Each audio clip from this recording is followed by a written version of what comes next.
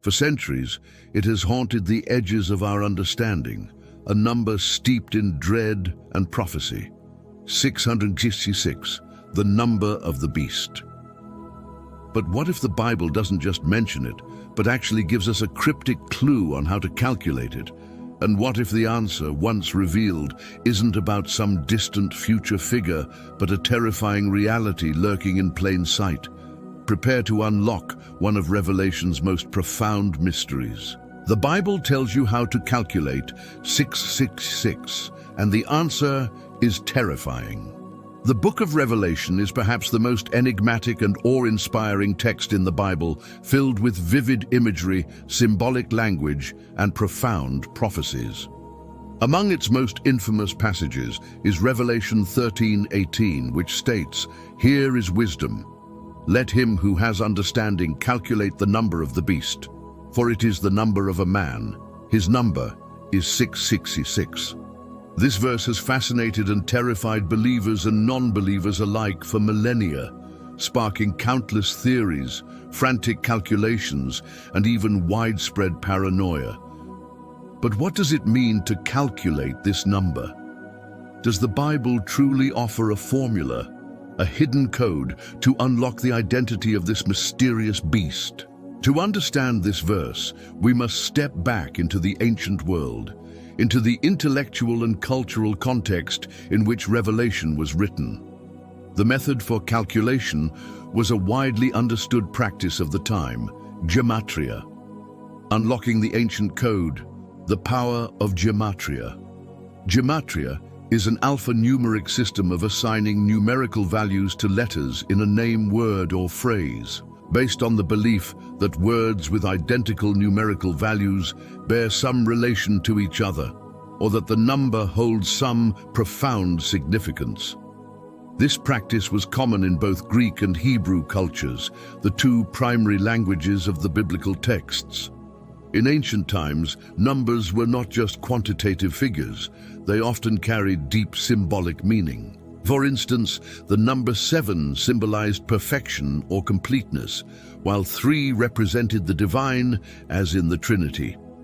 Therefore, when John wrote, "Let him who has understanding calculate the number," he wasn't inviting future generations to invent new mathematical formulas.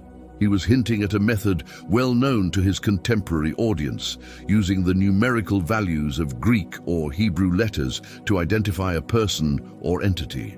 The most accepted historical interpretation, Nero Caesar. One of the most compelling and widely accepted historical interpretations of 666 points directly to the Roman Emperor Nero Caesar. This theory holds significant weight due to both linguistic and historical context. When Nero Caesar's name is transliterated into Hebrew letters, NRVN KSR, Nero Caesar, and their corresponding numerical values are added up, the sum is indeed 6666. N, Nun, Shaka 50, or Resh, 200 O, Vav, E6N, Nun, Le 50Q, Kof, 100S, Samek, E60R, Resh, U200 total, 50 plus 200 plus 6 plus 50 plus 100 plus 60 plus 200, 666. Furthermore, if the Greek spelling of Nero Caesar is used and the final N is dropped, a common practice in Greek titles, the sum of the numerical values is 616, an alternative reading of the number found in some early biblical manuscripts. This consistency strengthens the interpretation. Historically, Nero was a brutal persecutor of Christians, known for his tyranny and megalomania, even claiming divine status. He epitomized the oppressive anti-God empire that early Christians faced, making him a prime candidate for the beast in a coded message. This interpretation suggests that Revelation was not just a distant prophecy, but also a message of hope and warning to Christians enduring severe persecution in John's own time. It assured them that their oppressor, seemingly invincible, was already identified and ultimately destined for defeat. Why the answer is terrifying, beyond a single name. While identifying Nero provides historical context, the true terror of 6666 extends far beyond a single historical figure. The number is described as the number of a man, signifying humanity's inherent imperfection and its capacity for ultimate rebellion against God.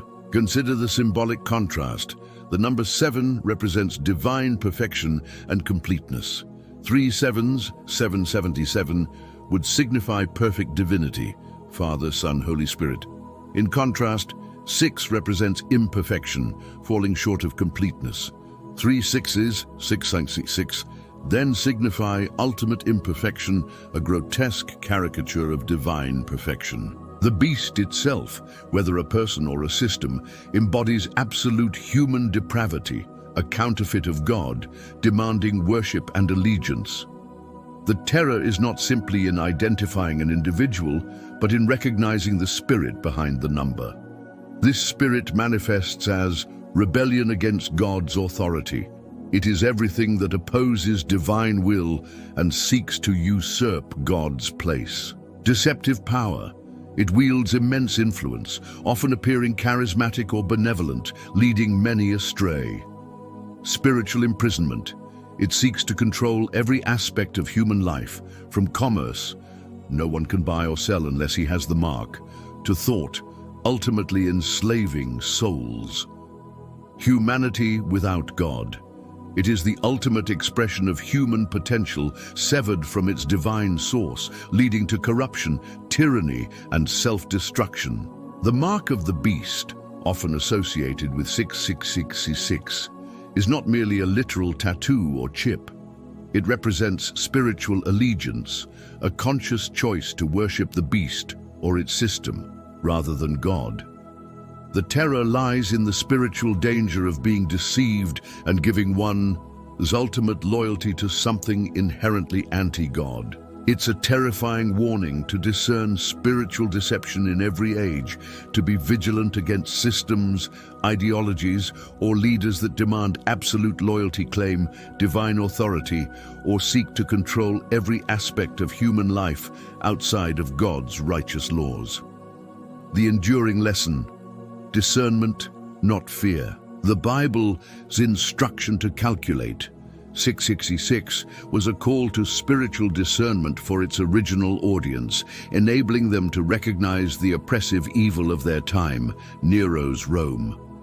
For us today, it remains a call to discernment.